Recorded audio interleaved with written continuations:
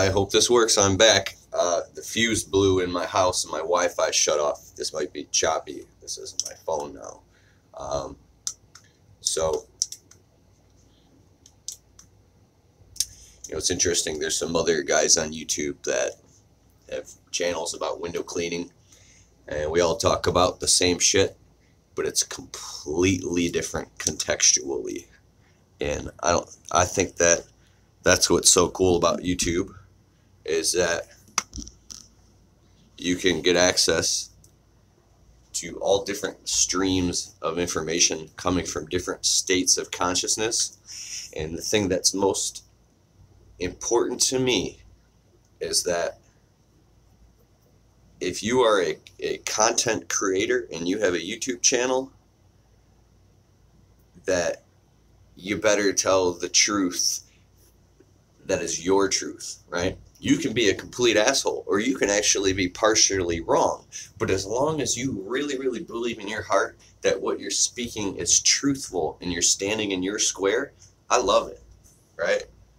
Like, service industry coach, love him. Luke, the window cleaner, love him.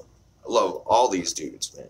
Like, awesome, and I've learned a lot from all these guys. So it's like this whole community, right? Eric Bland, love them all, right? Because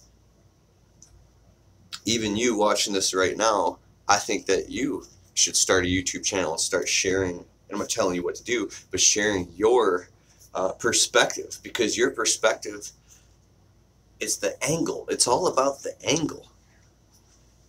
I had to grab that. My little dog will tear out paper towel and stuff. So, Kevin the window cleaner, I love him. What's up, Kevin? And that's what's cool. See, is anybody here who does landscaping and window cleaning? Because I do both. So my foot is in both worlds. I'll tell you one thing. The landscaping, lawn care world, the community, the mindset is different than the window cleaners. Like, it's almost like being mixed or something, right? I think that would probably be pretty cool. You can have like half your family is black. Well, actually, half of my family is black. Well, about 25% of them.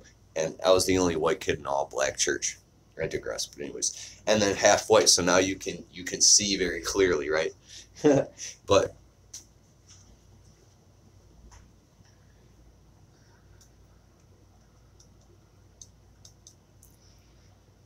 so, to answer the question in the last video, from my truth, if someone says, how do I get bigger window cleaning jobs? It's coming from the perception of, you wouldn't have asked the question if you're doing, I don't know, 200,000 square foot skyscrapers and you're making $25,000 per job.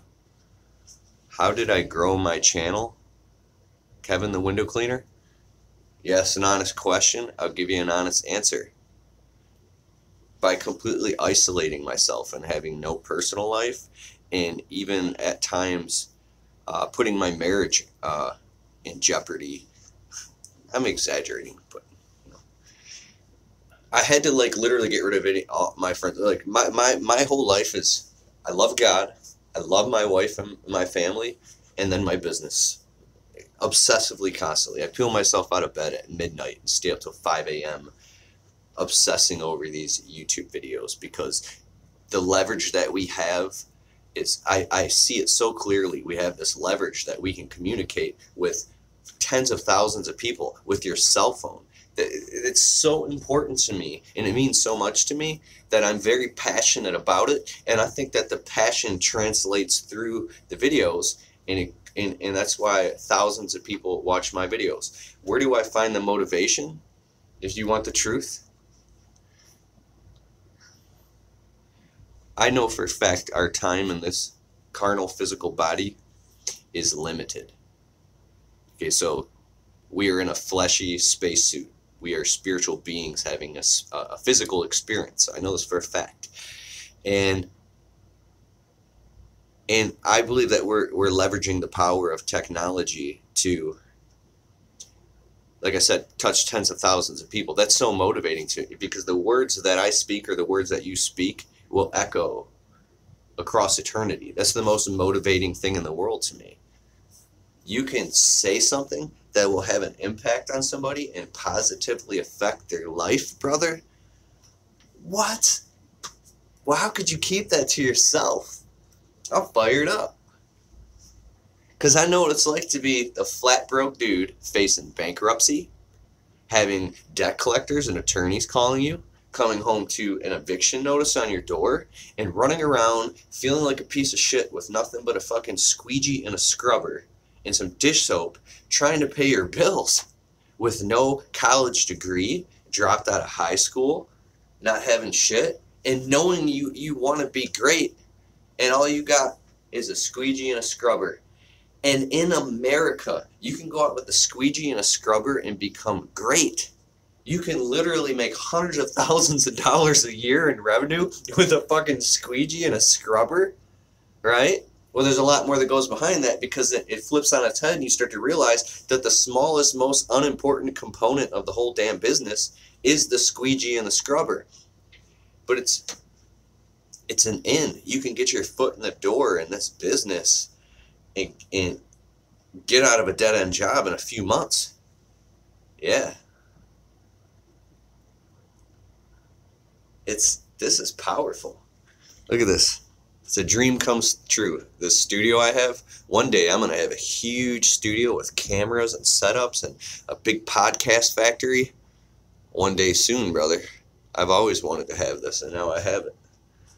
I've got like $17,000 in studio equipment and cameras and lighting and crazy shit.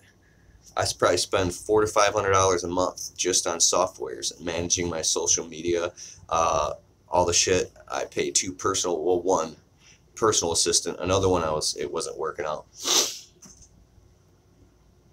I went $90,000 in the hole building my YouTube channels, and not hard cash, probably 20 grand in hard cash. The other 70,000 is opportunity costs, money that I could have put into my business. And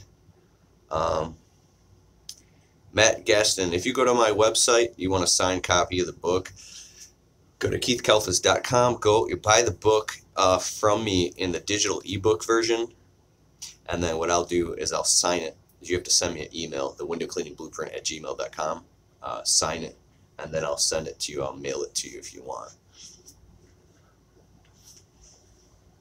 Look at this cute little dog. So, yeah, so I think that doing YouTube and social media and stuff, you have to tie a monetary component to it, Kevin. If you want to grow it, oh, it's okay. What are you freaking out for? You have to get paid to do it, and then take the money and invest it back into it. I don't share this on social media, but you kind of asked. Over the next 24 months, anybody who watches my channel, you're going to see something happen that doesn't normally happen in amongst YouTubers or in our industry. Behind the scenes or whatever, I'm putting together some very in-depth plans. I'm working voraciously and spending a lot of time and money and energy. I've locked myself in my basement. I mean, literally 6-7 hours a day. I'm building something that's going to fund me to go out and touch more people. So, oh yeah, systems. When are we going to talk systems? What the fuck is a system? A system? System. What is a system? I don't even know what a system is. You know, that's why I bring up Joshua Latimer all the time. I know what a system is. Because it's so fascinating to me. Because it all revolves around mindset. When you've thoroughly trained a guy who works for you very diligently, right? And I guess you could write it all down on paper, and then you could create an infograph, and you could put it on the wall in the office and on the trailer and make them look at it and say all these things specifically that need to be done when you're inside of a house cleaning the windows, right? And I talked about this in the interview with Joshua Latimer. You could tell these guys over and over and over and over and over, and it's until they're totally accountable. it's like they won't give a shit about the system. So I'm totally immature and unqualified to talk about business expansion. Oh, get out there until you hustle like crazy. No, I mean, I've read the E-Myth by Michael Gerber. I've read 460 something books now, and many of them about business, protocol, systems. I mean, I've dropped over $2,000 in programs about systems. I've got Joshua Latimer's Employee Rockstar Toolkit. I've got Automate, Grow, Sell. I mean, I'm studying my ass off about all this business shit. But when I stick my foot, now I'm only speaking for myself because I've got weaknesses. When I stick my foot into the real fucking world of my business, my own weaknesses hold me back tremendously, because obviously there's something lacking in my own leadership. There's lack in my maturity, my quality of consciousness that is stopping me from growing and evolving my own business, and it's ripping me apart, you know. And I think you have to be passionate about it and really want to do it. If it feels like a grind and you don't want to grow your business, the shit isn't going to grow. You have to really want to do it because it's a means to an end. If you're only motivated by money and you're trying to build this whole fucking business just so you can get money, that's not very motivating. So I've read the E-Myth by Michael Gerber 4 times on audiobook, and the E-Myth for landscapers. They should make an E-Myth for window cleaners. So I remember this guy who works for me. Very smart guy. When we clean screens inside of people's houses, if they're really dirty, we stack them all up, we bring them outside on the porch, and we clean them, and we scrub them, wipe down the frames. We do a beautiful job. This guy just had like $30,000 hardwood floors installed in his house. And I tell my guy, when you carry the screens down, you have to squeeze really strong, a stack of 8-10 screens, because the screens will slip through and fall on the floor or bang into stuff. When you're inside of a customer's home, your level of conscientiousness has to be so high, and carefulness, like you're in an antique parlor walking around on eggshells. You have to be very conscious. So he's holding the screens lightly, and the heaviest screen in the middle slides and goes dink right on the guy's hardwood floor. And the customer comes outside to me on the porch, and he's like, "Dude, you're lucky I'm a nice guy, because your worker just put a nick in my brand new hardwood floors."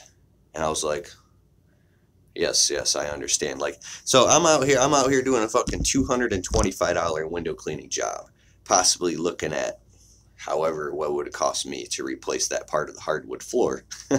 and when you thoroughly instruct a guy and teach him how not to scrape a window with a razor, and he knows, but because you're not looking, so here I'm going into my own bullshit. It's like, I think that the next step would be a fully qualified subcontractor who's completely accountable and doesn't get paid until everything's right, or a partner in the business who is completely accountable, or make somebody sign a 16-page contract that says you're liable for every little tiny microscopic mistake that you make. It's coming out of your paycheck. You break a window, you're paying for it. You put a nick in a hardwood floor or a wall, guess who's paying for it? You smash my fucking truck, you're paying for it. These motherfuckers are going to be so scared to work for you that they're like, fuck that, I don't want to be accountable, I just want to be an employee. So that's where I'm stuck. So when I'm on the phone with, I'm good friends with Josh Latimer. Have I ever had to pay for damage? No, because I've never damaged anything, except for when I first started cleaning windows. I was so stupid. I did a hard water stain removal with a fucking, it was some type of, I gotta go. A family member just showed up at my house, and I didn't invite them, and now they're ringing the doorbell, and I just want to make a fucking YouTube video, bro. be successful, you have to separate yourself and isolate yourself from humanity and lock yourself in a cabin in the woods